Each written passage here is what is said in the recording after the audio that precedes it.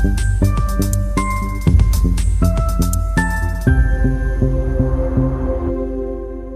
Hello everyone, आज आपल्यासोबत आहे वैष्णवी. तर हा पॉडकास्ट माझ्यासाठी खूप इम्पॉर्टंट राहणार आहे, कारण की मी खूप सारं नॉलेज आज वैष्णवीकडून घेणार आहे आणि तुमच्यासाठी पण. आणि मी आतापर्यंत सगळे बिझनेस ओनर किंवा जे फाउंडर्स आहेत त्यांच्यासोबत पॉडकास्ट केलेला आहे, पण हा माझ्यासाठी तुमच्यासाठी थोडा वेगळा राहील, कारण की वैष्णवी आता सध्या CA फायनलिस्ट आहे आणि तिला बरंचसं फायनान्स मधलं नॉलेज आहे. तर तिच्याकडून ज्या बेसिक फायनान्स टर्म्स आहे ते आपण जाणून घेऊया. So hello Vaishnavi. CA finalist आहे आणि मी एक ॲप डेव्हलप करतीये, जी फायनान्शियल डिसिजनसाठी इझिली आपल्याला हेल्प करू शकेल आणि त्यामध्ये पुढे मागे मी एआय इंटिग्रेशन करणार आहे, म्हणजे आपल्या डिसिजन मेकिंगसाठी बऱ्याच प्रमाणात हेल्प होऊन जाईल. तर आमच्या ॲपमध्ये आम्ही काही कॅल्क्युलेटर्स डेव्हलप करतोय, ज्यामध्ये आपल्याला समोरचं पर्सन जे सांगतंय ती इन्फॉर्मेशन ॲक्युरेट आहे का नाही क्रॉस चेक करता येते. सो बेस्ट एक्झाम्पल यातलं राहील, की आपल्या लाईफमध्ये आपण बाईक लोन कधी ना कधी घेतो, बाईक किंवा कार कोणतेही लोन्स युजुअली घेतो. तर त्यामध्ये एक कन्सेप्ट आहे फ्लॅट इंटरेस्ट रेट. तर कुणाला नॉर्मली माहिती नसते, की फ्लॅट इंटरेस्ट रेट आणि आपण जो ॲक्चुअलमध्ये इंटरेस्ट रेट पे करतो, ह्यामध्ये फरक आहे. कारण ते सांगताना आपल्याला सांगतात 7% इंटरेस्ट रेट, 8% इंटरेस्ट रेट. पण जेव्हा आपण ॲक्चुअलमध्ये इफेक्टिव्ह इंटरेस्ट रेट कॅल्क्युलेट करतो ना, तेव्हा तो 14 आणि 16 असा निघताना. तर मग मी हे कॅल्क्युलेटर आता म्हणजे इंडियामध्ये तरी अवेलेबल नाहीये इफेक्टिव्ह इंटरेस्ट रेट कॅल्क्युलेटर. ते बँक्सकडे असतं त्यांचं स्वतःचं. पण असं कुठलं एक कॅल्क्युलेटर अवेलेबल नाही, ज्यावरती आपल्या EMI, प्रिन्सिपल अमाउंट आणि आपल्या टेन्युअरवरून आपण स्वतः आपल्याला किती टॅक्स पडतोय हे कळून सॉरी इंटरेस्ट पडतोय हे कळेल. तर मी यासाठी इफेक्टिव्ह इंटरेस्ट रेट असं एक छोटं कॅल्क्युलेटर बनवलंय. म्हणजे यामध्ये असं काही खूप रॉकेट सायन्स नाही. तेच फॉर्म्युलाज फक्त आपल्याला ज्या गोष्टी माहिती आहेत त्यातनं आन्सर भेटावा एवढंच गोष्ट वरती आहे. सो रिसेंटली माझ्या एका फ्रेंडने बाईक घेतली होती. त्याला बँक जे पर्सन होते बँकवाले किंवा फायनान्स कंपनी त्यांनी 7.5 सांगितलं होतं. तर मी त्यावरती एक रील बनवली आणि त्या रील नंतर लक्षात आलं, की पब्लिकला हा कन्सेप्ट माहितीच नाहीये. तर मला खूप लोकांच्या एन्क्वायरी झाल्या. तर त्यांनी मला डिटेल्स सेंड केले होते, की हा EMI पे करतोय आम्ही म्हणजे प्रॉपर डिटेल्स, की टेन्युअर किती आहे, EMI किती, लोन किती घेतलं होतं. तर मी स्वतः कॅल्क्युलेट करू शकते. मी त्यांना कॅल्क्युलेट करून सांगितलं. मला लिटरली 12% पासून 24% पर्यंतचे कॅल्क्युलेशन चालतात. 24% म्हणलं तर 4 इयर्समध्ये आपल्याकडे ते डबल पैसे वसूल करतात. हे ऐकताना 24% काय वाटत नाही. पण इमॅजिन माझं लोन 4 वर्ष कंटिन्यू करते, तर मी जे लास्ट इयरमध्ये भरतीये, त्याच्यावरती मी इंटरेस्ट त्या प्रिन्सिपल अमाउंटच्या बरोबरीने पे केलाय. मग ह्या सिंपल गोष्टी आपल्याला इझिली कळाव्यात ह्यासाठी केलंय. तर मग फक्त ह्या एका प्रॉब्लेममुळे मी तो इफेक्टिव्ह इंटरेस्ट रेटचा कॅल्क्युलेटर डेव्हलप केला. डेव्हलप म्हणजे त्यामध्ये असं काय ॲज सच फॉर्म्युलाज अवेलेबल असतात. पण फक्त असं बनवलंय त्याला, की तू, मी किंवा ज्यांना काहीच नॉलेज नाहीये फायनान्सचं, पण त्यांना माहिती आहे EMI किती पे करतात आहे, त्यांचं प्रिन्सिपल अमाउंट किती आहे आणि किती वर्षांचं आहे. ह्या 3 फिगर्सवरती त्या सगळ्या गोष्टी काढू शकतात. त्यांचा इंटरेस्ट अमाउंट किती जातोय, इफेक्टिव्ह रेट काय बसतोय आणि आता मी सपोज 3-4 बँक्सचं कंपेअर करू शकते लगेचच्या लगेच. पण जे फायनान्सवाले नाहीयेत ना, ते स्वतः कॅल्क्युलेट नाही करू शकत. सो मी हे माझ्या एका सिंपल कॅल्क्युलेटरचं एक्झाम्पल दिलं. असे मी जवळ-जवळ 25 डेव्हलप केलेत आत्तापर्यंत, ज्यामध्ये आपल्याला कुठला ना कुठला प्रॉब्लेम सॉल्व्हिंग होतीये. त्यातला हा रिसेंटवाला आहे. म्हणजे होस्ट करून 3च दिवस झालेत. एका स्ट्रोक मध्ये तू खूप सारी इन्फॉर्मेशन सांगून दिली. अरे म्हणजे हं. माझं कसं असतं माहितीये का, की एक कन्व्हर्सेशन फ्लो चालते, म्हणजे स्क्रिप्टेड कसं असते की क्वेश्चन रेडी असतात, पण माझं कसं चालतं की हां. समोरचं काय बोलत आहे मग त्याच्यावरून मी क्वेश्चन्स विचारेल. तर तर तुम्ही विचार हे जे आता काय विचारायचंय? मी कॅल्क्युलेटर फक्त बनवत आहे हे मला तर खूप चांगली आयडिया वाटली, कारण की खरंच ज्यांना खरंच फायनान्सचं काही नॉलेज नाहीये, खूप जास्त इलिटरसी आहे, म्हणजे गावाकडच्या भागात वगैरे किंवा दुसरीकडेही मनी इव्हन दो शहरात पण लोक हलगर्जीपणा करतात, त्या गोष्टी जाणून नाही घेत. जे कॅल्क्युलेटर बनवत आहे हे सध्या आता ऍपवरती अवेलेबल आहे की इन डेव्हलपिंग प्रोसेस मध्ये आहे? नाही, ॲप झालीये बनवून. त्यामध्ये मी एव्हरी वीक एक कॅल्क्युलेटर ॲड करते. ज्या मला क्वेरी येतात ना Instagram थ्रू, म्हणजे आता लास्ट टाईममध्ये मला सगळ्यात जास्त क्वेरी आल्या इफेक्टिव्ह इंटरेस्ट रेट कॅल्क्युलेटरचं. पण असं कुठलं कॅल्क्युलेटर अवेलेबल नव्हतं आत्तापर्यंत. मोस्टली बँक्स काय ऑफर करतात, EMI कॅल्क्युलेटर ऑफर करतात. तर मग मी त्यामुळे ते बनवलं. कारण मला माहिती की हे दुसऱ्या कुठे अवेलेबल नाहीये. म्हणजे इंडियन कुठल्याही वेबसाईट्सवरती हे कॅल्क्युलेटर अवेलेबल नाही. कारण मी स्वतः खूप सर्च करायला ट्राय केलं, की त्या लोकांना मी ते लिंक पाठवून देईल, की इथे चेक करा. आता माझ्याकडे तर नाहीये लगेच. तर मग मी स्वतः ते बनवलं. 3 डेज झाले त्याला होस्ट करून. म्हणजे जे बनेल ना कॅल्क्युलेटर ते डायरेक्ट लिंक येऊन जाते त्याच्यावरती. ॲपवरती आम्ही ते एक कॅल्क्युलेटर वाढवत जातो. मग अशा आतापर्यंत आपण डेली फायनान्स वगैरे ट्रॅक करू शकतो असं कॅल्क्युलेटर म्हणजे असं एक ॲपचं फीचर आहे. आपण डेली फायनान्स परत आपलं वेल्थ हे ट्रॅक करू शकतो आणि बाकीचे basic calculators like EMI calculator, परत आपला गोल असेल फ्युचरमध्ये काय, त्याच्यासाठी आपल्याला किती वेल्थ स्टार्ट केली पाहिजे ते, इन्फ्लेशन कॅल्क्युलेटर, एसआयपी वाले असतात आपले, परत आपले लोन्स वगैरे रिलेटेड असतात ना, ईएमआय, परत क्रेडिट कार्ड रिलेटेड असं काय, म्हणजे सगळ्या गोष्टी. सपोज मी एखादा होम लोन घेते, तर मग मी त्या टेन्युअरमध्ये इंटरेस्ट किती पे करतेय, त्यानंतर मी माझा प्रिन्सिपल अमाऊंट किती रिपे करतेय, असं वेगवेगळ्या टाईपचे कॅल्क्युलेटर्स बनवले. तर त्यामध्ये बेस्ट आहे एक अपॉर्च्युनिटी कॉस्ट. म्हणजे सपोज तू इन्व्हेस्टमेंट करते आणि दुसरा काय खर्च करते, तर ह्या दोन गोष्टींमध्ये तू वेल्थ किती बनवू शकते आणि तू कुठे आहे. असं सपोज मी आता कार घेतली आणि माझ्याकडे दुसरा ऑप्शन होता, मी गोल्ड सिल्व्हरमध्ये इन्व्हेस्ट करू शकत होते, किंवा मी मोबाईल घेतला त्याऐवजी मी गोल्ड सिल्व्हरमध्ये इन्व्हेस्ट करू शकत होते. तर मग मी तो मोबाईल घेतला, तो डेप्रिशिएट झाला, त्याची व्हॅल्यू 1,00,000वरून 10,000वरती आली आणि तेच 1,00,000चं गोल्ड कुठं गेलं 4 इयर्सच्या टेन्युअरमध्ये. किंवा सिमिलर मी कार रिलेटेड आपण कम्पेअर करू शकतो. म्हणजे आपल्याला एखादा डिसिजन घ्यायचा आहे, त्याचा 5 इयर्स नंतर इम्पॅक्ट काय राहील हा विचार आपण करायचा. तर तो आपण डायरेक्टली मी सपोज विचार करते की गोल्ड किती वाढेल किती नाही, मी बॅक ऑफ द माइंडला कॅल्क्युलेट करणं, ते ऍक्च्युअल मध्ये पास्ट ट्रेंड कसा वर्क केलं आणि स्वतः कॅल्क्युलेट करून देणं आणि दोन गोष्टी कम्पेअर करणं ह्यात फरक आहे ना. तर मग सगळे कॅल्क्युलेशन ते ऍप करून देतं. हे जे करेक्ट. तर हे जे तू आता डिसिजन मेकिंग जस्ट करत आहे का, म्हणजे लाईक तो ऍप एक डिसिजनच देत आहे, तर तो डिसिजन सध्या कॅल्क्युलेटिव्ह बेस्डवर आहे. पण कधी कधी अशा पण गोष्टी असतात की त्या मॅटर करतात. एक तुम्हाला प्रॉपर रिझल्ट भेटायसाठी, एक डिसिजन घ्यायसाठी नो इफेक्ट्स असतात लाईफचे, ते कन्सिडर करूनच एक डिसिजन घेतला जाते. तर तू असं कधी प्लॅन केलाय का की या ऍपमध्ये कॅल्क्युलेशन तर आहे, मी कॅल्क्युलेशन वाला तर टाकणारच आहे, पण त्याच्यात एक तुम्ही वेगवेगळा तुमचा जो दृष्टिकोन आहे तो यूज करूनही तुम्हाला तो रिझल्ट भेटेल तसा, तुम्हाला जसा हवा आहे तसा. कारण की आता सपोज कोणी म्हणेल की आम्हाला कार घ्यायची आहे, तर तुझं ऍप ते पूर्ण कॅल्क्युलेट करून देईल सपोज, पण त्याचं अजून अशा दुसऱ्या काही त्याच्या लाईफमध्ये गोष्टी असल्या ज्या जनरली चालतात, तर त्या बेसिसवर मी तू असे म्हणजे सजेशन्स देऊ शकते की लाईक ऑप्शन्स देऊ शकते की असं असलं तर असं किंवा असं असलं तर असं. आम्ही ना एक लोन अफोर्डेबिलिटी म्हणून बनवलंय. म्हणजे सपोज तुला लोन घ्यायचंय, तर तू किती लोन घेतलं पाहिजे तुझ्या इन्कमच्या बेसिसवरती हम्म, आम्ही ते कॅल्क्युलेट करून देऊ शकतो फायनान्शियली रॅशनल डिसिजन मेकिंगसाठी. पण सपोज तुला कारची नीड आहे खूप जास्त, बरोबर आहे, ही गोष्ट त्या ऍपला थोडी माहिती आहे की तुला कारची नीड आहे किंवा तुला घरात कशासाठी कार लागते. सपोज पॅरेंट्स आजारी आहेत, हे ऍपला कुठून कळणार. म्हणजे in the end decision making आपल्या हातात राहतो. आपण ऍप थ्रू फक्त आपण त्याचे इम्पॅक्ट समजून घेऊ शकतो. पण ज्या नेसेसिटी आहेत ना, त्या पहिली प्रायोरिटी येतात. पण तरी पण आपला ऍप काय हेल्प करतं लोन अफोर्डेबिलिटीनी, हा एक बेसिक फायनान्शियल आपण म्हणू शकतो क्रायटेरिया असतो की 40% वरती इन्कमच्या आपला ईएमआय नाही गेला पाहिजे. मग सपोज माझं इन्कम 1 लाख आहे, पण माझ्या घराचा ईएमआय जातो 58,000 आणि वरतून मी कार घेते तिचा ईएमआय जातो 15,000. बरोबर आहे. आता कॅल्क्युलेट करा, तो नॉर्मली 58%चा रेशो आपल्या इथे दिसतोय, पण 58 हा चुकीचा रेशो आहे. 58,000 प्लस 15,000, जर माझा 73,000 रुपीज 1 लाखामधले ईएमआयस ला गेले सगळे, हम्म, तर तू लॉजिकली सांग मला त्या गाडीची गरज जरी असली तरी मी फायनान्शियल किती क्रायसिस मध्ये जाईल. कारण गाडीला परत पेट्रोल लागतं, फक्त ईएमआय वरती गाडीचं भागत नाही, तिला मेंटेनन्स लागतो. बरोबर आहे. आता जर माझ्याकडे गाडी भारी आली तर कळत न कळत आपलं म्हणजे लिव्हिंग स्टँडर्ड पण वाढतं. तू 4 व्हीलर भारी 15-20 लाखाची घेऊन तू पार्टी करायला टपरीवर नाही जात. हम्म.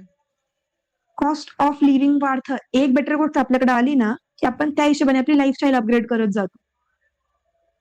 म्हणजे ह्या गोष्टी नॉर्मली फायनान्स वर्ल्ड मध्ये पाहिल्या गेल्यात. आता आता लाईफ. घर भारी, लाईट बिल वाढतं हम्म. आता असं. लाईफ अपग्रेड करायचा विचार आलाच आहे, लाईफस्टाईल. तर मला सांग, आजकाल असं झालंय की तू पण ऑब्झर्व केलं असेल की लोकांचं इन्कम कमी आहे पण त्याचं लाईफ अपग्रेडेशन खूप आहे, म्हणजे त्यांचे बाहेरचे खर्च खूप आहे आणि त्यांचे जे सेव्हिंग्स आहे ते त्यांच्याकडे ते लक्ष देत नाही, तर त्यांना काय काय नुकसान होते म्हणजे लाईक इन फ्युचर. बघा आजकाल आता मी तुला एक वेगळं एक्झाम्पल थ्रू सांगतेय. आता माझे फ्रेंड्स आहेत ज्यांच्या मी स्वतः प्लॅनिंग वगैरे करून देते, तर मी पाहते ना कोणीच पर्सन 10 to 12,000च्या वरती सेव्ह नाही करू शकत. हम्म, का नाही करू शकत आहे, कारण त्या लोकांनी काय केलं, त्यांचं लाईफस्टाईल तसं अपग्रेड केली. 8.5 लाख पॅकेज वाले पर्सन, 8.5 7.5च्या पुढच्या पॅकेजेस वाले पर्सन सांगते मी तुला सगळे, त्या लोकांकडे 4 व्हीलर्स आहेत. हम्म, कळत न कळत 12,000 रुपीज कुठेच नाही गेले. 12 to 15च हप्ते चालू आहेत सगळ्यांचे.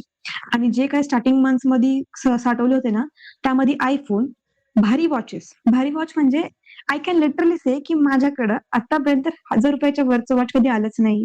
हम्म, असं नाही की आमच्या घरात नाही, माझ्या भावाकडे वॉच आहे एक्सपेन्सिव्ह, पण मी स्वतः नाही घेतलं कारण मी त्या वर्ल्डमध्ये फायनान्सच्या ह्याच्यामध्ये करते. बट आय हॅव फ्रेंड्स ज्यांची वॉच 30,000-35,000 आता मी हे नाही बोलते की ते चुकीचे आहेत. ते लोकं वॉच 30-35, फोन्स 1.5, 2 असे जातात. आणि मग कार. त्यांचे खूप हेवी आहेत आणि फॅमिलीची रिस्पॉन्सिबिलिटी पण त्यांच्यावर नाहीये. आणि आता ते काय विचार करतात, की 10-15च्या ह्यानी माझ्याकडे 1 करोड साडतील, 2 करोड साडतील फ्युचरमध्ये. कारण ते रील्स पण असेच बघतात आहेत. त्याच्यामध्ये इन्फ्लेशनची ॲडजस्टमेंट नसते. हम्म, हम्म. 1 करोड 2 करोड कळतात आहे, पण त्याची आजच्या हिशोबाने किंमत किती आहे हे कसं कळणार? बरोबर आहे ना? ते 1 करोडमध्ये मी फ्युचरमध्ये काय-काय घेऊ शकते किंवा मी लाईफस्टाईल हे करंट अफोर्ड करू शकते का नाही? आता आपल्याला सवय लागून जाते एवढ्या भारी-भारी सगळ्या गोष्टी वापरायच्या. नंतर आपल्याला कमीमध्ये कसं काय जमणार? मग ह्या सगळ्या गोष्टी कोणी कन्सिडरच नाही करत. तेच म्हणजे की तुम्ही जर एक गोष्ट अपडेट करायला निघाले तर तुमचं पूर्ण लाईफस्टाईल बदलेल याचा कधीतरी आपण विचार नाही करत. I think so. मी म्हणजे मोस्टली ना मी सगळ्यांचा पॉइंट ऑफ व्ह्यू काय ऐकलं, की आता सेव्ह करायला लागले स्वतःवरती नाही उडवायचे तर काय म्हणजे पहिले हम्म. 6 मंथचं इन्कम तरी आपल्या स्वतःवरती खर्च करावा काय? I am not against it. पण जर आपल्यावर दुसरी कुठली रिस्पॉन्सिबिलिटी नाहीये ना, तर हेच वय आहे ज्यात आपण पैसे साइडला काढून ठेवू शकतो. नंतर रिस्पॉन्सिबिलिटी आल्यावरती त्यातला कुठलाही खर्च कमी नाही करता येत. हम्म. म्हणजे सपोज फ्युचरमध्ये बाकीचे कुठले पॅरेंट्सचे मेडिकल इश्यूज वगैरे येऊ शकतात. त्यानंतर फ्युचरमध्ये लाईफ पार्टनर येतं आपल्या बरोबर आहे. मग त्यानंतर आपले काही खर्च असतात जे आपण कुठल्याच पद्धतीने अव्हॉइड नाही करू शकत. सपोज मुलांची मेडिकल इमर्जन्सी एक चार्ट सांग की आता तुला माहिती आहे इंडियामध्ये ॲव्हरेज जे 20s मध्ये आहे त्यांची सॅलरीज असते लाईक सपोज कोणाची जर बिलो 10 लाख आहे त्याचं पर इयर इन्कम. ठीक आहे कम्प्लीट. आणि सपोज एक आपण रेंज पकडू अबाउट 25 किंवा 25 प्लस आणि एक सपोज पकडू 50 लाख प्लस. तर या 3 रेंजसाठी तू म्हणजे काय सांगशील लाईक फायनान्शियल प्लॅनिंग त्यांनी कशी करायला पाहिजे? जर 10 लॅक्सच्या बिलो आहे त्यांचा इन्कम, तर त्यात 2 टाइपचे लोकं येतात. एक ज्यांच्याकडे स्वतःकडे घर आहे आणि ज्यांच्याकडे घर नाहीये. ज्यांच्याकडे घर आहे ना, त्यांनी म्हणजे घर म्हणजे फ्लॅट असू दे, काय पण असू दे, एखादी हाऊस प्रॉपर्टी. तर त्या लोकांनी पण काय केलं पाहिजे, ॲट लीस्ट 50% त्यांचं इन्कम असं फिक्स्ड इन्कम जनरेटिंग गोष्टींमध्ये अलोकेट केलं पाहिजे. म्हणजे ईदर तुम्ही दुकानाची गाडी वगैरे असं काहीतरी बघा रिअल इस्टेटमध्ये किंवा म्हणजे कुठलाही रिअल इस्टेटचा हं. मग ज्यांच्याकडे घर आहे ना, त्यांनी काय केलं पाहिजे 50% जे पैसे आहेत त्यांचे, ते त्यांनी रिअल इस्टेटमध्ये लावले पाहिजे बिल्ड करण्यासाठी काय पण. रिअल इस्टेट आणि लिक्विड कॅश फ्लो. म्हणजे 40% real estate, 10% liquid cash emergency fund किंवा कशासाठी पण. 20% त्यांचे गोल्ड सिल्व्हर 20 किंवा 25% ठेवू शकतात गोल्ड सिल्व्हरमध्ये आणि 30% रिस्की असेट्स. म्हणजे बघा मी तुला सांगते आता ह्याचं रिझन काय ते सांगते. सपोज माझं रिअल इस्टेट आहे. ते स्लो होतं बाकीच्या ह्याच्या कंपॅरेटिव्ह, पण त्यामध्ये असं इन्स्टंट क्रॅश येत नाही. बरोबर आहे. आणि कळत-कळत माझी फिजिकल प्रॉपर्टी डेव्हलप होतीये, जी मी हात लावू शकते, तिथे जाऊ शकते, ती एन्जॉय करू शकते. कॅश जी माझ्या बँक अकाउंटमध्ये ती कमी नाही होणार आहे. बरोबर आहे. म्हणजे ती कॅश तेवढी कॅश राहणार आहे. गोल्ड, सिल्व्हर जे आहे ते आपल्याला फिजिकल भेटतं किंवा ऑनलाईन भेटतं ते सेफर साइड राहतं जरा. कारण त्याची क्वांटिटी येते आपल्याला. त्याच्यामध्ये आपल्याला असं शेअर्स वगैरे असं जरी युनिट्स आले तरी ते एक क्वांटिटी रिप्रेझेंट करतं, की ह्या प्राइसच्या हिशोबाने आहे. पण जे शेअर्स आहेत ना, आज त्याची प्राइस 50,000 असू शकते आणि उद्या त्याची प्राइस म्हणजे एक वीकमध्ये 20, 30, 40 किती पण पर्सेंट पडू शकतात. मग इन केस माझे 80% सेफ आहेत, जे मला सपोज मला 8 to 10% रिटर्न देतात आहेत. तर 80%चा 10% किती होऊन जातं अॅन्युअली 8%. हम्म. मग ह्या 20-25% किंवा 30% पकडून जा. म्हणजे इकडे 7-8% मी अर्न केलेत आणि इकडे मला सपोज 20-30%चा लॉस झाला. कुठे स्टॉकमध्ये जेव्हा मार्केट क्रॅश होतंय किंवा काही प्रॉब्लेमॅटिक सिच्युएशन आहे. तर तो 20-30 जरी क्रॅश झाला ना, तरी 30चा 20% किती होतं 6%. 30 आहे माझ्याकडे. ₹30 मी शेअर्सला अलोकेट केलते. त्यात मी 20% माझे स्टॉक्स वगैरे सगळं पडले. मी किती खाली येणार? 6% खाली येणार. हम्म. कारण माझा पोर्टफोलिओ 100चा आहे. हम्म. म्हणजे आपण रिस्क पण नाही राहणार आणि इकडे 6 खाली आलाय. तर इकडे माझा 7 वाढलाय ना पण. आणि दोन्ही बेटर असेल त्या टाईमाला हा 7 वाढेल आणि हा डबल 12, 13, 14% वाढेल. म्हणजे आपण जेव्हा बिगिनर आहे ना, तेव्हा आपण रिस्क थोडी मॅनेज करून घेतली पाहिजे. हे रिस्क मॅनेज करण्यासाठी. आणि ज्या लोकांचं घर नाहीये ना, तर घर सगळ्यांना घ्यावं वाटत असतं किंवा एक स्टेबल प्रॉपर्टी आपल्याकडे असली पाहिजे. सपोज कधी काही बाकीचे क्रायसिस येतात. म्हणजे कुठल्या पण रिझनमुळे. कारण त्यांनी मग 40% त्यांच्या घरासाठी अलोकेट केले पाहिजे. 25 किंवा 25 अबाव काय सांगशील? 25 किंवा 25 अबाव जर असेल ना, तर त्यांना हार्डली 10 to 20% माहिती त्यांचे फायनान्सेस बाकीचे म्हणजे जे खर्च आहेत त्यांचे ते यूज करू म्हणजे तेवढं म्हणजे त्यांचं लाईफस्टाईल ते प्रॉपर जगू शकतात. म्हणजे सपोज एखाद्याचं इन्कम 25 लाख आहे. बरोबर? 20% किती झाले त्याचे? 5 लाख झाले. 5 लाख इझी आहेत एक बेटर लाईफस्टाईलसाठी. हम्म. आपण घराचं ईएमआय वगैरे सोडलं तर. म्हणजे ॲटलीस्ट गाडी आणि राहण्या-खाण्यासाठी ते इनफ आहे. जर आपल्याला वेल्थ बिल्ड करायची आहे तर. तर त्यांनी बाकीच्या इन्कममध्ये ते थोडाफार रिस्क जास्त घेऊ शकतात. मग त्यांनी सपोज रिस्की ॲसेट्सला 40% पर्यंत वगैरे अलोकेट केलं तरी चालून जाईल. हम्म. पण तरी पण माझं एक सजेशन राहतं, की सेफ ॲसेट्सकडे पैसे राहू देत. कारण काय होतं ते बिल्ड होत जातात. ते लक्षात नाही येत आपल्या. पण ते कंटिन्यू बिल्ड होत राहतात. आणि स्टार्टिंग स्टेजला जोपर्यंत तुमचं ॲटलीस्ट 4-5 सीआरपर्यंत जात नाही ना कॉर्पस, तोपर्यंत तरी सेफ ॲसेट्स पाहिजे. त्यानंतर भले तुम्ही म्हणजे एक 2-3 कोटीचे तरी सेफ ॲसेट्स पाहिजे. म्हणजे घर, कुठे शॉप पकडा किंवा काय पण. ज्याचं रेंट येत राहील आपल्याला. कारण हे बाकीचे जे इन्कम आहे ना, ते कधी पण व्होलटाईल राहतं. कधी पण मार्केट क्रॅश झालं, तर ते इन्कम येईल नाही ह्याची गॅरंटी नाही. हम्म. पण इकडे इन्कम चालू राहतं तरी पण. म्हणजे ॲटलीस्ट आपल्या लाईफचे बेसिक नेसेसिटीज रेंटल इन्कम किंवा बाकीच्या फिक्स्ड असेट्सच्या इन्कममधनं कंप्लीट होतील. एवढं तरी तुम्ही फिक्स्ड असेट्स जमा केले पाहिजे. आणि त्यांच्याकडे तर इन्कम पण जास्त आहे, की ते जास्त करू शकतात. हा. आणि या लोकांनी ना मोस्टली जागा घेतल्या पाहिजे असं मला वाटतं. जागा किंवा कमर्शियल प्रॉपर्टीज. हम्म. कारण त्यांच्यावर रिस्क घ्यायची पण कॅपॅसिटी आहे. आणि जागा खूप मल्टिप्लेक्स म्हणजे खूप जास्त रेट वाढतो. आता जास्त नाही बोलत मी, पण रिसेंटली आमच्या इकडे, आमच्या गावाकडे म्हणते मी, तर तिकडे ना पूर्वी लिटरली तो सांगते 7,000 to 8,000 या रेटनी गुंठा विकला जात होता. हम्म. आता गुंठ्याची प्राइस तुला पण, गुंठ्याची साईज तुला पण माहिती आहे. आयडिया असेल. हम्म. आता तिथे एक गुंठा 10 ते 12 लाखाच्या पुढे जातोय. हम्म. 20 इयर्स अगोच बोलतेय मी तुला. म्हणजे जर तुमच्याकडे इन्कम तेवढं आहे तर तुम्ही अशा प्लेसेसवरती इन्व्हेस्ट करा जिथे तुम्हाला फ्युचर प्रॉस्पेक्ट्स दिसतात. हम्म. आता आमच्या इकडचे रेट वाढायचं रिझन काय होतं, तिथून आमच्या इथून हायवे गेलाय आणि आमच्या इकडे म्हणजे रेल्वेची कनेक्टिव्हिटी आहे. या व्यतिरिक्त एमआयडीसी पण गेलं. तर त्यामुळे ही खूप जास्त वाढलं. पण आपल्याला हे माहिती असतं ना कुठून पडतात ते रोड वगैरे. आता रिंग रोडच्या हे होतात किंवा एमआयडीसी ह्या गोष्टी कुठे पडतात ह्याची आयडिया असते. मग त्याच्या आजूबाजूचे एरिया तिथे इन्व्हेस्ट करू शकतात हे लोक. कारण त्यांच्याकडे कॅपॅसिटी आहे की ते थोडं म्हणजे बल्क अमाऊंट मध्ये बाईंग परचेस सेल काय पण करू शकतात. हम्म. इंडियामध्ये तर मला तर असं वाटतं तुम्ही कुठेही लँड घ्या आता फायद्याचंच ठरणार आहे. आता 10 लाखच्या आतले लँड घेऊ शकत नाही हा त्यांचा प्रॉब्लेम राहतो. हम्म. कारण एवढ्या कमी मध्ये लँड येत नाही आणि त्यांना बाहेर राहायचं असतं. मग ते कुठं आतमध्येच खूप जास्त जागा घेऊन तिथं जाणं येणं किंवा त्या जागेचं अतिक्रमण वगैरे पण खूप होतं. त्यांना ती केअर नाही घेता येणार तेवढी. त्यामुळे 10च्या आतल्यांसाठी बाकीचे हाऊस प्रॉपर्टी वगैरे हे बेटर आहे. पण 20-25च्या वरचा ना तो मॅनेज करू शकतो असं मला 50 किंवा 50+. त्यांच्यासाठी पण लँड आहे. अजून दुसऱ्या काहीच नाही. म्हणजे लँड तू लॉजिकल विचार कर ना, 50 लाख इन्कम आहे. बाकीच्या रिस्क ॲसेट्स इकडे तिकडे जरी इन्व्हेस्ट करून तरी पण 25-30 लाख ते एव्हरी इयर लँड मध्ये इन्व्हेस्ट करू शकतात. तुला माहितीये ज्या प्रीमियम ब्रँड्स असतात वॉचेसच्या किंवा बॅग्सच्या वगैरे, ते हम्म. बॅग्स मध्ये पण इन्व्हेस्ट करतात. हम्म. कारण की सपोज रोलेक्स म्हण किंवा दुसरं म्हण ते कलेक्शन करतात आणि ते नंतर ते सेल बी करतात चांगल्या प्राइस मध्ये. ते जर युनिक डिझाईन असेल तर. पण ते अफोर्ड करण्यासाठी आपल्याकडे पैसे निदान लॅक्स मध्ये पाहिजे. आणि तो जो म्हणजे मी तुला सांगते तो जो क्राऊड आहे ते स्वतः फायनान्स मॅनेज नाही करत त्यांचा. हम्म. कारण त्यांच्याकडे पैसा एवढा असतो की त्यांच्या ऍसेट्स आणि बाकी सगळ्या गोष्टी मॅनेज करायला लोक बसलेले असतात.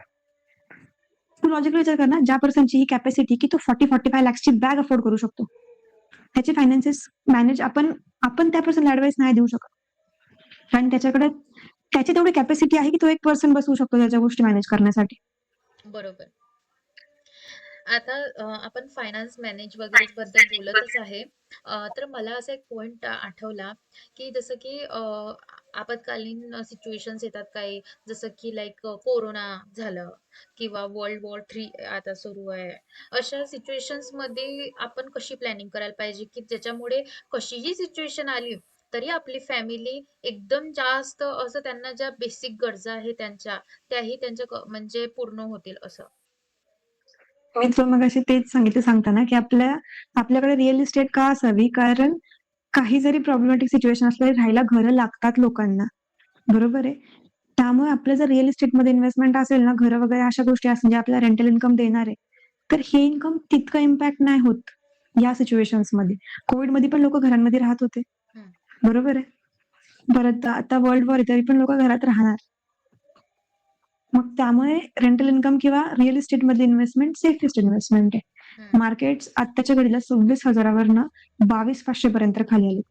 जवळ-जवळ पोर्टफोलिओ मी सांगते, आमच्या घरामध्ये पोर्टफोलिओ 20-20, 25-25% पडले. लिटरली कशाचे? मार्केटच्या ह्याच्यापासून शेअर आत्तापर्यंत. मार्केट. येस. हां. हम्म. आता तुम्हाला सांग आम्ही त्याच ह्याच्यात आहेत. आम्ही ते म्हणजे आम्हाला माहिती आहे, की ठीक आहे हे पडतं ते परत वरती पण येतं. पण जे असे लोकं आहेत जे मार्केटमध्येच आत्ता फर्स्ट ह्याच्यात उतरतात ते किंवा जस्ट इन्कम त्यांना त्यांचे 20% पैसे गमावलेले बघून त्यांना ते पॅनिक सिच्युएशन किती क्रिएट होते. तू विचार कर तू 5 लाख इन्व्हेस्ट केलेत आणि आता तुझ्या पोर्टफोलिओमध्ये ₹4,00,000 आहेत. हम्म. लॉजिकली विचार कर ना तुझं काय सिच्युएशन राहील. तू हार्ड अर्न मनी ₹1,00,000 त्यात घालवलेत. हम्म. कुणासाठी तरी आता सपोज काही लोकांसाठी ते ₹1,00,000 त्यांचा 1 महिन्याचा इन्कम असू शकतो. पण काही लोकांसाठी ते 2 किंवा 3 महिन्याचं पण इन्कम असू शकतं. मग हा पॉइंट असतो. त्यामुळं इन्कम रिअल इस्टेटमध्ये असायला पाहिजे आणि थोडं म्हणण्यापेक्षा मी तर 40-50% सजेस्ट करते. हम्म. रिअल इस्टेटमध्ये आपली इन्व्हेस्टमेंट राहायला पाहिजे. हम्म. 20% गोल्ड सिल्व्हरमध्ये आणि 25-30% मार्केटमध्ये. त्याच्यापेक्षा जास्त मार्केट किंवा रिस्की असेट्सला नाही अलोकेट करावं. तीच फायनली इथपर्यंत तू पोहोचली. तर ह्या जर्नीमध्ये लाईक तुला काय काय शिकायला मिळालं किंवा तू कसा अभ्यास करते किंवा आतापर्यंत तू कसं करत आलीस? सो यामध्ये ना मला मोस्टली सांगता येईल तुम्हाला, की कन्सिस्टन्सी खूप मॅटर करते. कारण हा कॉमर्समधला सगळ्यात टफेस्ट कोर्स म्हणू शकते किंवा इंडियामध्ये पण टफनेसच्या बाबतीत 2nd किंवा 3rd नंबरला येईल. कारण आमच्याकडे इकडे रिझल्ट खूप कमी काढतात ते. मग त्यामुळे इथे हुशार लोकांपेक्षा जे कन्सिस्टंट जास्त आहेत त्यांचे पासिंगची प्रोबॅबिलिटी वाढते. आणि त्यानंतर स्टडीच्या बाबतीमध्ये 12 अवर्स मिनिमम डेली स्टडी करावाच लागतो. परत मी शिकले काय माहिती का या कोर्समध्ये, की आपण कमीत कमीमध्ये आपलं लाईफ कसं सर्व्हाईव्ह करू शकतो. कारण जेव्हा आम्ही आर्टिकलशिपला जातो म्हणजे आम्हाला 3 वर्षांची आर्टिकलशिप कंपल्सरी असते. तर त्या टाईममध्ये आम्हाला खूप कमी स्टायपेंड मिळतं. म्हणजे गावाकडे ₹2,000 ते ₹5,000 पुणे सिटीमध्ये ₹5,000 to ₹10,000 आणि बिग फोर्समध्ये 15,000 स्टार्टिंग. आता मी कोरोनामध्ये आर्टिकलशिप केली, त्यात गावाकडे गेली. सो माझं फर्स्ट इयरचं आर्टिकलशिपचं स्टायपेंड 2,000 होतं. ट्रॅव्हलिंग करायचंय मला त्यातच आणि माझे खर्च काढायचे कसं काय काढणार? सो हा कोर्स आम्हाला सगळ्यात जास्त काय शिकवतो, की आम्ही खूप कमीमध्ये सर्व्हाईव्ह करू शकतो. जे नॉर्मली बाकीचं पब्लिक नाही करू शकत. आणि खूप खूप जागी तू ऐकशील, की सीए लोकांचं पैशाच्या बाबतीमध्ये खूप चिकाटी असते किंवा ते खूप कंजूस असतात. असं काय-काय आपण ऐकू शकतो. पण ते त्यापेक्षा ना ते खूप कमीमध्ये सर्व्हाईव्ह करायला शिकलेले असतात ना, त्यामुळे त्यांच्याकडनं स्पेंडिंग होत नाही पैसे आले तरी. आणि त्यामुळे त्यांच्याकडे वेल्थ लवकर बिल्ड होते. सपोज कोणीतरी तुला एक वेडिंग इव्हेंट मॅनेज करायसाठी किंवा फायनान्शियली प्लॅन करायसाठी बोलवलं. खूप ग्रँड वेडिंग आहे. तर तू काय सो काय करशील त्याच्यामध्ये? ग्रँड वेडिंग असेल तर आपल्याला सगळ्याच गोष्टी करायला लागणार ना. ते तेवढे फायनान्शियली स्ट्रॉंग असेल असं आपण अझ्युम करू. पण मोस्टली प्रत्येक इव्हेंट जरी ऑर्गनाइज करते तर तू लॉजिकली विचार कर ना गं, हे सेलिब्रिटीज वगैरे ह्यांच्याकडे काही पैसे नसतात का? ते 50 लोकं बोलवतात, 100 लोकं बोलवतात. शो ऑफ आपण करतो. शो ऑफ ते लोकं नाही करत. तू लॉजिकली विचार कर. सपोज अंबानी आहे, बरोबर आहे. त्यांची नेटवर्थ आहे, आता आपण ऑनलाईन सर्च करू शकतो त्यांची नेटवर्थ. पण माझ्या हिशोबाने 100 बिलियनच्या अराउंड आहे त्यांची नेटवर्थ. अंबानी फॅमिली नको. 105 बिलियन टू 118 बिलियन. तर 1 बिलियन आहे 94,000 करोड. 94,000 करोड 1 बिलियन आहे आणि त्यांच्याकडे असे 105 बिलियन आहेत. आणि त्यांनी त्यातला 1,000 करोड स्पेंड केला होता लग्नामध्ये. तू विचार कर त्यांच्या ते किती कमी आहे. त्यांनी लॅविश वेडिंग केली, खूप केली. 1,000 करोड करू दे, 5,000 करोड करू दे. पण त्याच्या किती टाइम्स त्यांची वेल्थची किती आहे नेटवर्थ त्यांची. आपण काय करतो आपले बाकी सगळ्या गोष्टी बघतो आपल्यालाच वाटतं बाकीचे पण करतात ते मी पण करणार. आता मी अजून पण ज्यांच्याकडे नेटवर्थ तेवढी जास्त आहे तेच लॅविश वेडिंग्स करतात. अर्न करण्यासाठी आपण वेगवेगळे मल्टिपल ऑप्शन शोधतो आणि सेव्ह करताना आपण आपली एखादी गरज जी असते ना ती आपण कट करतो. आपण अर्न 15,000 करू शकतो, 20,000 करू शकतो, 1 लाख करू शकतो. म्हणजे पॉसिबिलिटी अनलिमिटेड वाढतात. पण जर माझं इन्कम 20,000 आहे, तर मी सेव्ह लिमिटेड करू शकते. सो मी जे रिच लोक आहेत ना त्यांचा मी हा एक माइंडसेट पाहिलाय. जे रिच लोक मी पाहिलेत. पण ते अगदी असे बिलियनर्स नव्हते, पण मिलियनर्स आहेत म्हणजे स्ट्रॉंग अर्निंग वगैरे असं. की असे लोक ज्यांचे 5 to 7 लाख एक्सपेंडिचर आहे मंथली. त्यांचं इन्कम किती असेल हे मी डिस्क्लोज पण नाही करत आणि हं, आत्ताचं किती माहित पण नाही. मी 2 वर्षापूर्वीचं सांगते. हं, हं, हं. सो आता मी हे तर नाही म्हणू शकत ह्यांना की ह्यांनी हे 5 लाख रुपीज जे स्पेंड केले ते त्यांनी फालतूमध्ये स्पेंड केले. ते अर्न पण तेवढं करतात ना. त्यांचा फोकस कुठे राहतो? स्केलिंग. मी जास्तीत जास्त कुठे अर्न करू शकते किंवा कुठे अर्न करू शकतो. आता जसं तू सपोज सीए झाले की तुझं मग असं प्लॅन आहे का की कोणत्या बिझनेस वगैरेला जॉईन करून त्यांना गाईड करायचं ऍज अ सीए? मी आता पण आहे ना, जर कोणाला काही डाउट्स असतील ना, तर ते क्लिअर करते. सपोज तुला तुझ्या डेटचे वगैरे काय आहेत इश्यूज की तू लोनच्या कुठे ट्रॅपमध्ये आहे किंवा काय, तर मी असं काही फायनान्शियल प्लॅनिंग वगैरे नाही करू देत. पण ॲटलीस्ट जर तुला काही प्रॉब्लेम आहे ना, तर त्याचे काय पॉसिबल सोल्युशन्स आहेत, ते तुला सांगायला हेल्प करते. म्हणजे मी आता पण पब्लिकला हेल्प करायला ट्राय करते माझ्या बेस्ट ह्याच्यातून. हम्म. म्हणजे ते जे कॅल्क्युलेटर्स मी बनवते, ते बनवतेच यासाठी, की मला बिझनेसवाल्यांना, नॉर्मल पब्लिकला हेल्प करता येईल. सो फ्युचरमध्ये पण माझा असा पॉइंट ऑफ व्ह्यू आहे, की मला हेल्प करायची आहे. पण माझा सगळ्यात मेन पॉइंट ऑफ व्ह्यू आहे, की मला एज्युकेशनमध्ये अवेअरनेस आणायचं ज्यासाठी मी स्कूलच्या रिलेटेड एक ॲप बनवतीये, ज्यामध्ये next generation of learning experience होईल आपल्याला. हम्म, हम्म. पण ही ॲप म्हणजे B2B असणार आहे. म्हणजे मी स्कूल्सला प्रोव्हाईड करणार. म्हणजे बाकीचं जे पब्लिक आहे, they are not my target public. माझे कस्टमर स्कूल राहणार. मी फायनान्स 8th पासून इंट्रोड्यूस करायच्या विचारात आहे स्टुडंट्सला. एक्झॅक्टली तो एक्स्ट्रा करिक्युलर ऍक्टिव्हिटीज मध्ये येणार. पण माझा असा पॉईंट आहे की त्यांना पहिल्यापासून माहिती पाहिजे तर ते डिसिजन्स प्रॉपरली घेऊ शकतात. मग तू सायन्समध्ये तुला त्या प्रमाणात फायनान्सचं काहीच एज्युकेशन दिलं नाही गेलेलं. जर मी तुला बरोबर. 2-3 जरी सिंपल गोष्टी विचारल्या तरी देअर इज अ चान्स की तुला त्यातली काहीच आयडिया नसेल. आणि इट इज एक्झॅक्टली ओके, कारण ते शिकवलंच नाही गेलेलं तुला. पण त्या जागी जर ते गोष्ट मी 8, 9, 10th मध्ये इंट्रोड्यूस केली ना, ऍटलीस्ट ज्या लोकांना इंटरेस्ट आहे ना, ते सायन्सची स्ट्रीम घेऊन पण ह्याचं काहीतरी थोडंफार नॉलेज गेन करणार. आणि पर्सनल फायनान्स शिकायला खूप जास्त काही लागत नाही. बरोबर.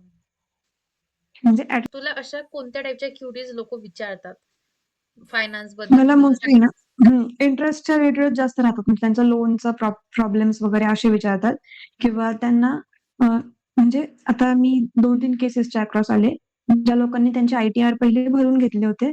पण असंच म्हणजे एम्प्लॉईज वगैरे असतात ना CFO मध्ये त्यांच्याकडनं करून घेतले असतील. हम्म. तर त्या लोकांनी खूप विचित्र पद्धतीने ते भरले होते. तर त्यांनी मला नंतर दाखवले, की मॅम असं-असं आहे. आता बँकवाले लोन पास नाही करत आहे.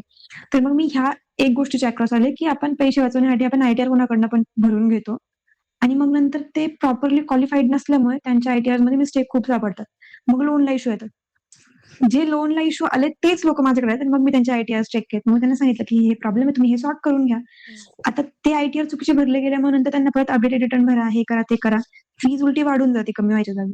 तर मग अशा काही गोष्टी करू नये. आणि सेकंड अशा गोष्टींच्या अक्रॉस आले होते मी, की ITR रिलेटेडच आहे. जे सॅलरीड एम्प्लॉई आहे त्यांना रिफंड देऊ आम्ही तुमचा भरलेला टॅक्स. ह्यावरती फ्रॉड खूप लोकांनी केलेत. म्हणजे मी अशा बऱ्याच केसेसच्या अक्रॉस आले. ते लोक सॅलरीज कमी दाखवतात आणि मग रिफंड काढतात. हे जेव्हा पण इन्कम टॅक्सच्या नोटीसमध्ये येईल, त्या टायमाला इन्कम टॅक्सवाले त्यांना इंटरेस्ट आणि पेनल्टी सकट मग नोटीस पाठवतात. म्हणजे आपण टॅक्स थोडासा वाचवलेला असतो, पण ते इन्कम शो न केल्यामुळे त्याच्यावरती मग 18% पेनल्टी, म्हणजे 18% इंटरेस्ट आणि पेनल्टी वेगळी. असं मग ऍड ऑन खूप मोठा अमाउंट होऊन येतो नोटीस बरोबर आपल्या डिमांड जी रेज होती. दरवर्षी फ्लॅट रेटच्या नावाखाली हा. तर मी पहिल्या वर्षी 1 लाखावरती 12,000 पे करायला पाहिजे. दुसऱ्या वर्षी मी 75,000वरतीच 12% पे करायला पाहिजे होते ना. हम्म, हम्म, हम्म, हम्म. आता बरोबर. समजलं का? हा, हा, हा, हा. तर त्या जागी ते फ्लॅट रेटच्या नावाखाली ते असं कॅल्क्युलेट करतात, की 12,000 म्हणजे 24% रेट पडतो हा जर आपण हाताने कॅल्क्युलेट केला तर. पण ते कम्युनिकेट 12% करतात. फ्लॅट 12% म्हणजे दरवर्षी तू 12,000 पे करतेय. कन्सेप्टच मला इलॉजिकल वाटतं. प्रॉपर मिसकम्युनिकेशन झालं हे. पण हे असं नसते ना लिगली. फायनान्समध्ये हाच कन्सेप्ट आहे. तू सर्च करून बघ फ्लॅट रेट आता. हो आता का? तुला कळतंय. तू हम्म, जा कुठे पण गाडी घ्यायला, बाईक घ्यायला आणि बाईकचं लोन कर. कोटेशन मला आणून दे. मी तुला दाखवते कॅल्क्युलेट करून. हम्म. माझ्याकडे आहेत ते कोटेशन्स म्हणून मी सांगतेय. आणि माझ्याकडे जे होतं ज्यामुळे मी रील बनवली ती 14% ची होती. 14% म्हणजे त्याला सांगितलं होतं 7 पॉइंट वरती काहीतरी आणि त्याचा इफेक्टिव्ह 14.06 होत होता. म्हणून मी रील बनवली आणि आय केम अक्रॉस 24च्या वरती पर्यंत मी त्या म्हणजे ज्या कॅल्क्युलेट केलेत ना 24.5 इथपर्यंत कॅल्क्युलेट केलेत मी. आता माझ्याकडे आहे. कारण माझ्याकडे आता मला माहित नाही तर किती क्लिअर दिसेल. काय दिसतंय थोडंफार तरी? फिगर दिसतात ते? हा 38 इंटू 48 असं इंस्टाग्राम पेज तर आहेच. प्लस अजून हं. असं कोणतं कोणी क्रिएटर आहे का की या बाबतीत कंटेंट वगैरे बनवत आहे युट्यूब वरती वगैरे? रचना रानडेचं एक मला आवडतं. ॲक्चुअली त्या माझ्या टीचर राहिल्यात ऑडिटच्या. Hmm so I have been her student. हम्म म्हणजे सीए मध्येच त्या फॅकल्टी होत्या. तर माझं ऑडिट इंटरचं त्यांचं होतं. हम्म तर मग तेव्हापासून मी त्यांना बरंच फॉलो केलंय आणि अजून बरेच क्रिएटर्स आहेत. पण आता त्यांचे एक्झॅक्ट नेम्स नाही सांगू शकत मी. पण त्यामध्ये म्हणजे असे प्रोफाईल असतात बघा आपल्या. ते एक आहे मला वाटतंय रिची रिच असं काहीतरी फायनान्स एक आहे. हम्म मी तुला त्याचे नेम्स वगैरे सजेस्ट करू शकते नंतर. हम्म आणि 1% क्लब त्यांचा पण चांगला फायनान्स राहतो नॉलेज. परत एक अजून आहे. म्हणजे असे बरेच फायनान्स क्रिएटर्स आहेत जे प्रॉपर प्रोव्हाईड करतात. पण आम्ही मोस्टली ह्यात एज्युकेशन घेते ना, मग आम्ही आमच्या टीचर्सला जास्त फॉलो करतो. हम्म आमचे टीचर्स पण ऑलमोस्ट सगळे असे 98K, 1,00,000, 2,00,000 असेवाले टीचर्स आहेत. हम्म तर मग बेस्ट जर कोणाकडनं शिकायचं आहे ना, तर अभिषेक झावरे सर. म्हणजे हम्म ते फायनान्सच्या ह्याच्यामध्ये प्रो आहे. हम्म त्यांच्या YouTubeवरती बरेचसे फ्री लेक्चर्स पण अवेलेबल आहेत. नॉलेज बियॉन्ड एनिथिंग त्यांच्याकडनं मिळतं. टॅक्स शिकायचं असेल तर विजय सरडा, गौरव बोराना हे टीचर्स राहतील. म्हणजे ते ॲक्चुअली इंटर, फायनल ह्या लेव्हलचा शिकवतात. आता हे नॉर्मल लोकांना तेवढ्या प्रमाणात नाही समजणार. पण ज्याला डीपमध्ये नॉलेज घ्यायचं त्यांच्यासाठी हे थोडंफार राहील. आणि ज्यांना फक्त फायनान्स रिलेटेड माहिती घ्यायची आहे ना मराठीमधनं, रचना रानडे बेस्ट. त्यांना स्क्रॅचपासून स्टार्ट करायचं. बरोबर. माहितीये का, फायनान्सचं नॉलेज असणं खूप गरजेचं आहे. कारण की आपली कुठं फसवणूक होत आहे हेच आपल्याला कळत नाहीये. नाही कळत. आता एक real life example. Real life म्हणण्यापेक्षा 3 महिन्यापूर्वी मी स्वतः स्कॅम झाले. मला एवढ्या सगळ्या गोष्टी माहीत असतात. हम्म सो आम्ही एक गोष्ट पर्चेस करायला गेलो सिल्वर बँगल्स. हम्म मी आणि मम्मी गेलो होतो आम्ही. तर त्या बँगल्स म्हणजे त्याची प्राइस 250 होती पर ग्रॅम तेव्हाचा रेट. आणि त्यांनी काय सांगितलं आम्हाला, की यावर ₹30 पडतील मेकिंग चार्जेसचे. तर मी ओके होते ₹30. पण त्यांनी काय केलं, आता ही गोष्ट मला माहिती की मेकिंगमध्ये बार्गेन करता येतं. पण ही जनरल पब्लिकला नाही माहिती की मेकिंगमध्ये बार्गेन करता येतं. पण त्यांनी ज्या टाईमाला कॅल्क्युलेट केलं आणि त्यांनी ₹35च्या हिशोबाने कॅल्क्युलेट केलं. आणि मी त्याला बोलताना म्हणले, "पण काही कमी जास्त वगैरे होतील का? बाकीचं काय?" त्याला नॉर्मली आपण बोलतो ना. तर मग त्यांनी काय केलं मग, मग त्यांनी कमी करून 30च्या हिशोबाने लावून दिलं. सांगताना त्यांनी 30 सांगितलं होतं, कॅल्क्युलेट करताना 35 लावला. मेकिंग चार्जेसच. मी घरी आल्यावरती आता जान्हवी तुला माहिती आहे जान्हवी आणि मी आम्ही दोघी फायनान्स बॅकग्राऊंड आहे. आणि आम्हाला क्रॉस व्हेरिफाय करायची सवय आहे. पण तिकडे दुकानात मी क्रॉस व्हेरिफाय नाही केलं. म्हणजे मेंदू बघितला. मग घरी आल्यावरती तिने क्रॉस व्हेरिफाय केलं. तिला म्हणलं, "तू 30 म्हणत होता म्हणजे त्यांनी थोडेफार कमी केले. 24-25ला बसला असेल," असं मी तिला बोलताना बोलले. कारण मेकिंगमध्ये थोडाफार फरक पडला होता. 26 का 27 ग्रामचं होतं आणि असं आता मला एक्झॅक्ट फिगर्स आठवत नाहीये. पण घरी आल्यावर तिने कॅल्क्युलेट केलं आणि मग मला म्हणली, "दीदी ह्याच्यावर मेकिंग 30चं पडलंय." मी परत हातात कॅल्क्युलेटर घेते. म्हणजे आता नॉर्मल प्राइस ₹250 पर ग्रॅम. मग किती ग्राम आहे 26-27 ग्राम. मग मेकिंग ॲड करायची आणि मग जीएसटी ॲड करायचं. आणि मग मी पाहते की अरे 30च बसलाय.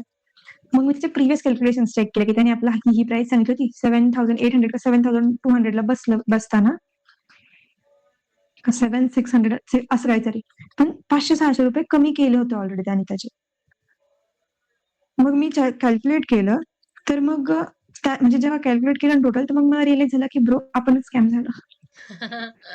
आणि तो जो मुलगा होता ना, तो ॲक्चुअली 14 वर्षाचा किंवा 13-14 वर्षाचा मुलगा होता, जो तिथं सोन्याच्या दुकानामध्ये बसला होता. कारण जो ओनर होता ना, तो त्याचा भाऊ आहे मोठा. हम्म आणि त्याचे आजोबा समोर बसले होते. म्हणजे तो सेल करायला, दाखवायला वगैरे जो पर्सन होता, ते छोटं बाळ होतं. हम्म आता आपण समोरच्यावर विश्वास ठेवतो की त्याने कॅल्क्युलेशन बरोबरच केलं असेल. आता त्याला नेक्स्ट डे जाऊन मी ₹5 तर म्हणजे मेकिंगचे ₹5 जास्त कसे काय लावले, हे तर नाही बोलू शकत ना. बरोबर. आणि सपोज मी नसता डिस्काउंट मागितला, तर मी 30 समजून ₹35 पे करून आले असते. मग डिस्काउंट मागितल्यामुळे मला 31-32 किंवा 30च्या आसपास बसून गेला काहीतरी. आता मला एक्झॅक्ट फिगर्स आठवत नाहीयेत. कारण त्यांनी मग राउंड ऑफ करून घेतले पैसे. पण ही खूप सिंपल गोष्ट होती.